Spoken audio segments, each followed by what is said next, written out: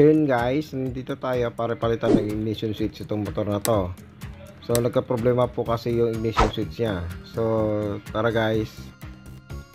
So ganito po yung tornilyo na nakalagay sa ignition switch guys. Bali flower type po siya. So ito rin po yung pinaka ignition switch na ikakabit natin. So bali replacement lang po siya. So yun guys, nandito po tayo sa terminal ng tricycle ngayon sa mga driver ko.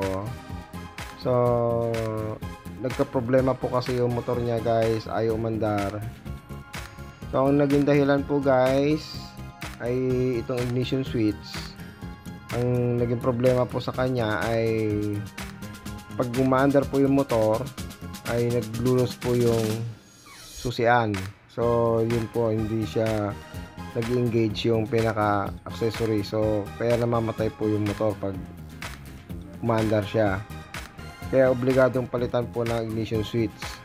So yung nakikita nyo to guys ngayon ay nabaklas na po namin yung ignition switch na luma. So bago na itong kinakabit namin ngayon. So yan po. So ang pagbaklas po nito guys, kailangan lang iangat yung pinaka dashboard nya guys. So kasama po na iaangat din itong pinaka butterfly. Yun po.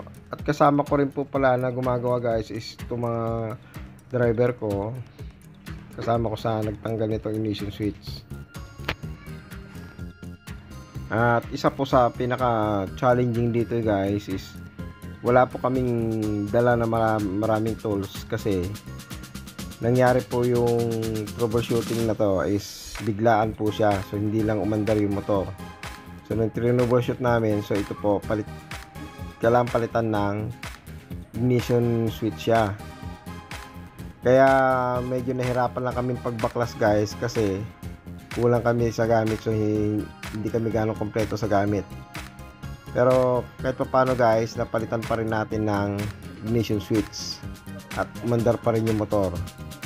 So marami na tayong ginawa dyan guys. Nirekta ko yung susian, so umandar siya. Prenob talaga natin guys na talagang sa ignition switch ang problema bago pinalitan. So sinubukan ko irekta, gumana, at yun po, kaya nag-decide kami na palitan ng ignition switch. Okay na yun.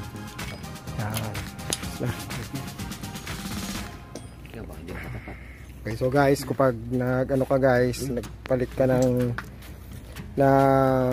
ignition switch, so ganito po siya ang gagawin mo. So kailangan mo talaga iangat itong speedometer guys. So hugutin mo lang dito guys, tanggalin mo lang siya, ingat mo itong pinaka butterfly, angat mo para matanggal itong speedometer. So yung pinakahangin ng speedometer, so ganun guys. So apat po yan guys yung sinusutan nya. So isa, dalawa, tapos sa taas, tatlo, apat. So nakatusok po siya doon guys. So ganun po ang pagpalit ng ignition switch guys. Then pagdating dito guys, ito sinasalpak po dito po yung lagayan niya guys. So yan guys ang lagayan niya. Ito. Yeah. Yan.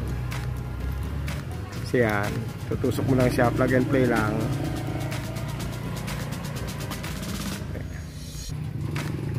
So ganyan siya guys. So naikabit na natin, balik na natin yung pinaka holder ng speedometer. So ganoon po siya. Then after may balik yan guys, pupuktuin mo na lang ito, yung niluwag natin dito guys. Didiin na lang yan guys, itong butterfly, para tapos higpitan po siya guys. Okay. Ayan guys, so one click na yung motor na ginawa natin. Ayan po, bago na yung pinaka-ignition switch nya. Okay. Ayan guys. Then ibabalik na natin itong pinaka-headlight bulb, pinaka-headlight assembly guys. Okay.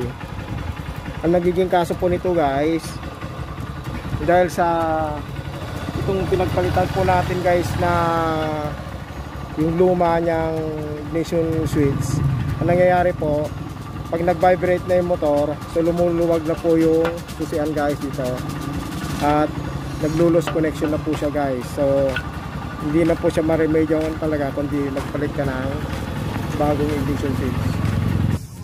Natapos natin palitan ng ignition switch itong Honda Supremo. So sana may nakuha ka naman sa vlog na to. Thank you for watching.